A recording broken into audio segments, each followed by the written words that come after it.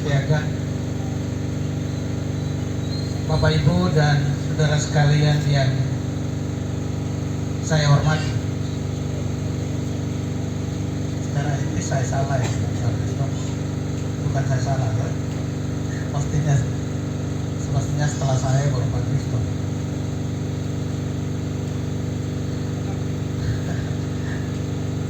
Izinkan saya untuk menyampaikan beberapa hal.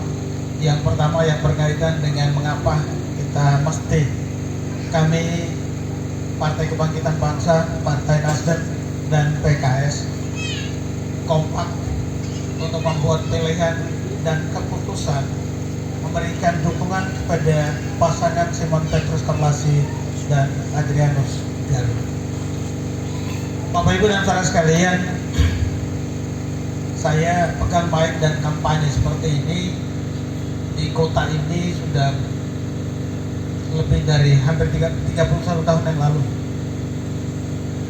31 tahun yang lalu saya kampanye di sini tahun 97. Orde Baru. Hari ini malam ini saya ada di sini.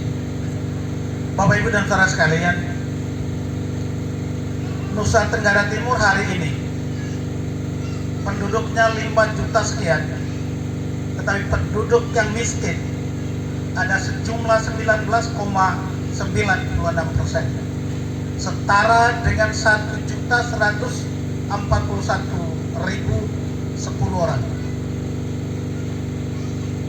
Satu angka yang kalau dihitung secara sederhana, ini hanya sebuah angka, tetapi angka ini memberikan informasi kepada kita bahwa ada sesuatu masalah yang besar di Nusa Tenggara Timur yang perlu segera diselesaikan, yaitu label miskin. Miskinnya Nusa Tenggara Timur sudah menjadi catatan negara. Kita ada level 3 dari bawah. 3 dari bawah, bukan 3 dari atas. Apakah dengan angka ini lalu kita berdiam diri? Partai politik mempunyai tanggung jawab melakukan apa yang disebut rekrutmen pemimpin politik. Momentum itu datang pada setiap 5 tahun karena kita menganut sistem demokrasi. Yang bertanggung jawab secara politik ini adalah partai-partai politik. Kami tahu, kami pahami sungguh masalah ini. Ditambah lagi Bapak Ibu dan saudara sekalian, masyarakat Nusa Tenggara Timur yang hidupnya bergantung pada lapangan pekerjaan yang berbasis pada pertanian, peternakan, nelayan, dan tambang sebesar 49,49%. Hampir 50% angkatan kerja kita menyandarkan hidupnya pada sektor pertanian, peternakan, dan pertambangan. Kalau basis hidupnya seperti ini, maka jalan yang terbuka untuk melakukan perbaikan mesti diambil pada sektor yang benar. Satu hal yang dimiliki kita, Nusa Tenggara Timur, menurut Pak Simon, Pak Gubernur, saya belum tahu, tetapi karena mendampingi Bapak, maka akhirnya saya tahu bahwa Nusa Tenggara Timur itu memiliki potensi yang luar biasa, adalah sinar matahari. Betul Bapak Simon? Bapak Ibu dan saudara sekalian, ini berjalan dengan beliau baru saya tahu bahwa kekayaan yang paling besar yang ada di Nusa Tenggara Timur hari ini adalah sinar matahari yang menerangi kita setiap hari. Ini akan diolah, akan dikelola menjadi sebuah kekuatan baru. Bapak Ibu dan saudara sekalian, basis kita adalah tadi kemiskinan kita, pekerjaan kita pada pertanian, peternakan, nelayan, dan pertambangan. Karena itu mau memperbaikinya, yang lebih mungkin tidak menuntut skill yang tinggi adalah pada bidang pertanian, pada bidang peternakan. Ketika kita bicara perbaikan pada bidang pertanian dan peternakan, satu faktor produksi pertanian yang tidak bisa memberikan ruang pertumbuhan jika faktor ini diabaikan. Anda boleh punya lahan yang luas, boleh punya bibit yang bagus, boleh punya pupuk yang bagus, tetapi tidak punya air yang cukup, semua tidak berlaku. Benar Bapak Ibu sekalian? Tanam ubi ada air atau tidak? Harus ada. Tanam ubi, tanam apa lagi? Ubi, jagung, seluruhnya mesti butuh air. Bapak Ibu dan saudara sekalian, dalam kekalutan, dalam keterbatasan, ketersinggungan, karena kita dinobatkan, bukan kita dinobatkan, kita pada posisi 3 dari bawah karena kemiskinan. Partai Kebangkitan Bangsa mengambil putusan mencalonkan Bapak Simon. Karena apa? Hari ini dan beberapa hari sebelumnya kami sebutnya Simon Petrus Kamlasi adalah dokter air. Dokter air. Ada dokter hewan, ada dokter manusia ya. Hari ini kami bawa dokter air. Untuk apa Bapak Ibu dan saudara sekalian? Di tangan Bapak Simon Kamlasi, saya dan kita semua tahu, mungkin yang kampung yang paling kering di Lembata ini kampungnya saya. Kalau yang belum tahu ya minta maaf, tidak tahu. Kampung kami itu dari nenek moyang tergoyang-goyang tidak punya air. Dari nenek moyang tergoyang-goyang. Kami timba air di Atawatung.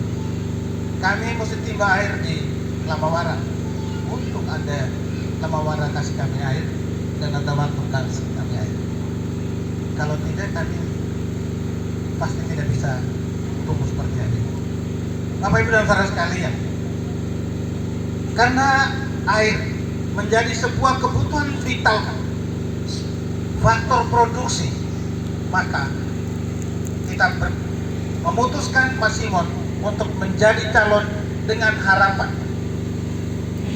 dengan kemampuan yang dia miliki, kemampuan Pak Simon miliki, dengan kewenangan yang atas mandat Bapak Ibu dan saudara sekalian. Nanti tanggal 27 November mandat itu ada, kewenangan dimiliki, maka air yang dirasakan sebagai sebuah sumber penderitaan yang menyebabkan kita tidak bergerak maju akan bisa diselesaikan. Karena apa? Di tangannya,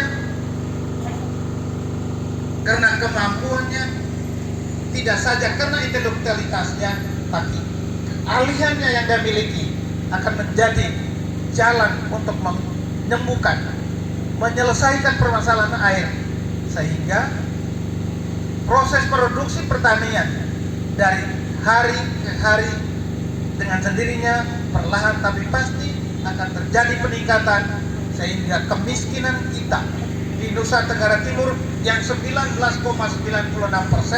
Mas Iman boleh jawab saya, kalau 19,96% hari ini, mungkinkah 5 tahun akan datang bisa menjadi 15%?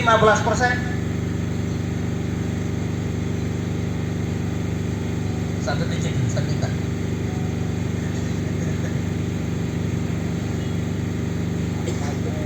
Satu digit per tahun. Bapak sekalian, dengarkan baik-baik ini. Ada perjanjian di hadapan kita semua. Ini keputusan yang akan beban yang akan dipikul. Dan apakah boleh kita mandat kita titipkan? Boleh. Boleh? Boleh kita titipkan? Boleh. 19,96% hari ini. 5 tahun akan datang diharapkan, kami tidak pastikan, kami diharapkan bisa menjadi 15%. 15%. Dalam dalam visi dan misi kita, program kita katakan menuju 10%. Bapak Ibu dan saudara kalian, dalam visi dan misi kita program kita tetapkan target capaian dari 19,96%, kita tetapkan menuju 10%. Menuju 10% menjadi tidak pasti, relatif tidak pasti. Di hadapan rakyat ini kita minta bisa jadi 15%. 1 tahun 1 digit. 1 tahun 1 digit itu 100 ribu orang saja. 100 ribu orang saja. Bapak Ibu dan saudara kalian, di hadapan kita semua Pak Simon bisa anggup kepala setuju kalau kita perlahan. Tetapi syaratnya juga ada Bapak Ibu sekalian. Mudah-mudahan syarat ini bisa dipikul oleh kita semua. Selain disediakan air, kesediaan kita untuk menyediakan air, tetapi mesti ada kerelaan kita bisa menjadi petani dan peternak di daerah ini. Bisa tidak? Bisa. Kalau kita minta Pak Simon untuk berjanji, tetapi kalau kita tidak mau menerima tantangan menjadi petani modern, kita tidak mau menerima tantangan menjadi peternak yang lebih maju dari hari ini, maka tetap tidak akan jadi turun. Pasti ada infrastruktur disediakan oleh pemerintah atau kebijakan politik yang dibuat oleh pemerintah harus bisa dijalankan oleh rakyatnya. Tapi kalau kebijakan politik yang dibuat oleh pemerintah, rakyatnya menolak dan menjauh, maka sebuah harapan tidak akan pernah tercapai. Mari kita berjanji, setuju?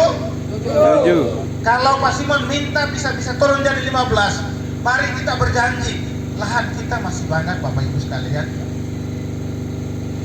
Hanya kami yang orang Ilabe di Parut sana, saya lihat dia saja, lihat Abdullah saja.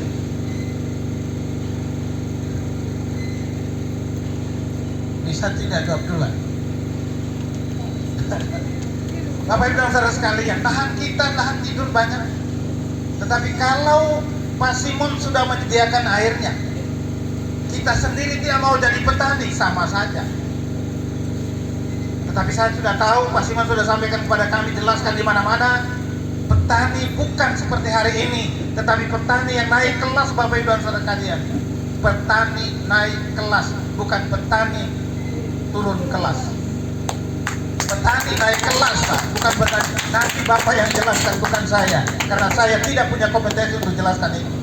Tapi petani yang naik kelas, nelayan naik kelas, pedagang naik kelas, bukan petani dan pedagang hari ini. Tentu 5 tahun itu sudah cukup Bapak Ibu sekalian. Jangan pernah berpikir bahwa kebijakan sebesar ini lalu mimpi dalam tempo 5 tahun jadi. Itu hanya manusia politisi yang pura-pura janji. Ya, saya pelaku.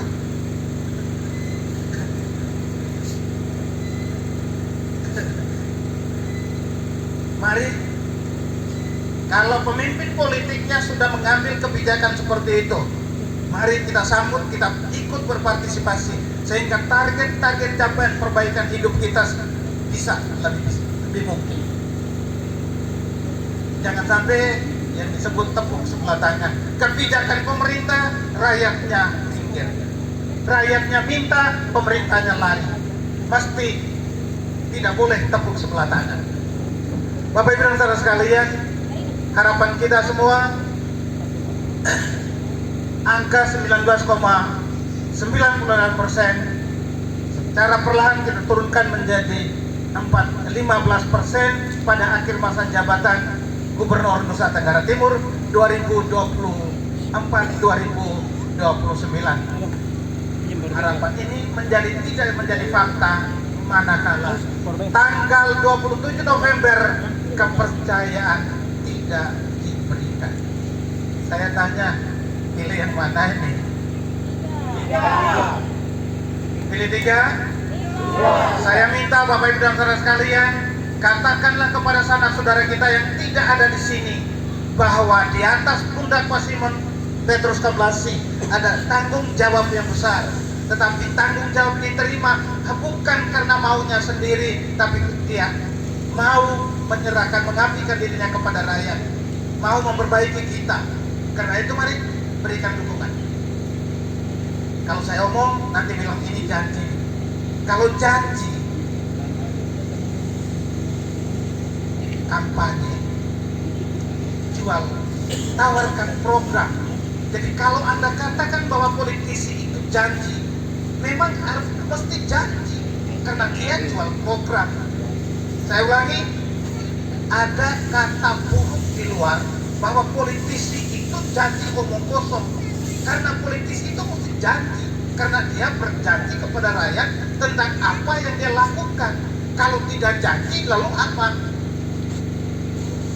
Sekarang saya mewakili Pak Simon karena saya partai kami yang mengusulkan. Maka saya dan Pak Simon, kami semua berjanji. Tetapi kalau janji kami ini tidak bisa dipenuhi apabila kalian tidak memberikan dukungan. Kalau berikan dukungan kemudian nuntut tanggung jawab, itu yang benar. Yang salah adalah tidak dukung tapi paksa orang. Lalu gaya. Karena saya tahu sudah seperti gaya. Demikian Bapak Ibu dan Saudara sekalian, tanggal 27 kita di mana? Tanggal 27 di mana? Kalau tanggal 27 kita semua ada di nomor 3. Sederhana ya Bapak Ibu sekalian, saya mulai beritahu. Hari ini penduduk Nusa Tenggara Timur itu tersegmentasi menurut suku, etnis, agama dan seterusnya, biasa. Tetapi dapil 1 Pak ya Pak Simon. Dapil 2 Timor, Sabu, Rote, Sumba, calonnya cuma 1. Calonnya cuma 1 Bapak Ibu. Wakil pun tidak ada. Karena itu hitungan sederhana, paket ini akan memenangkan pertarungan tanggal 27 November. Mari kita wujudkan di tanggal 27. Terima kasih, selamat malam. Mohon maaf kalau yang saya sampaikan kurang berkenan.